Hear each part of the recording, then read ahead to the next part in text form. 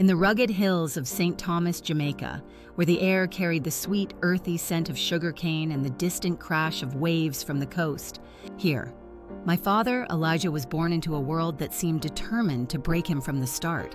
His parents, Rupert and Clara, had dreamed of a better life across the ocean in England, where factories hummed with promise and streets were paved with opportunity.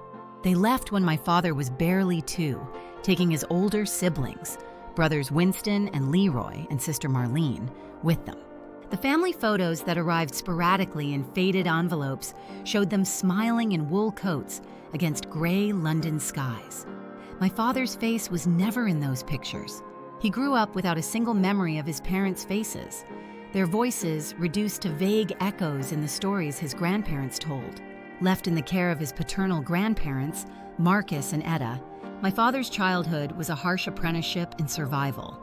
Marcus, a weathered cane cutter with calloused hands like leather, spent his days in the fields, leaving the household to Etta's stern rule.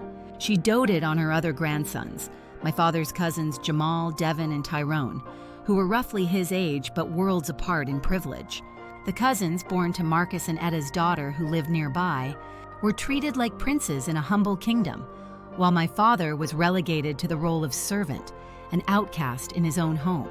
From as early as he could walk steadily, my father was thrust into the rhythm of labor. School was a luxury reserved for the cousins. My father's education came from the soil and the sun.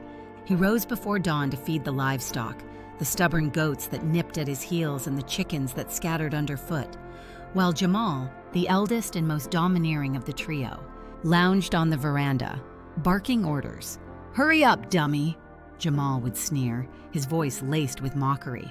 Devin, sly and quick with a grin that hid his cruelty, would chime in with nicknames that cut deep: Orphan Boy or England's Reject, reminding my father that his parents had chosen to forget him.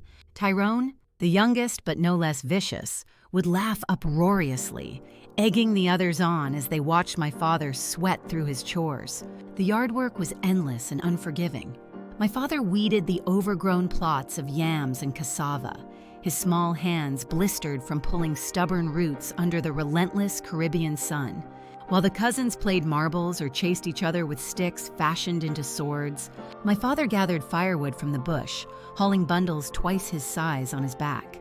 "You're built for it, like a mule," Devin would taunt, slapping my father's shoulder hard enough to leave a mark.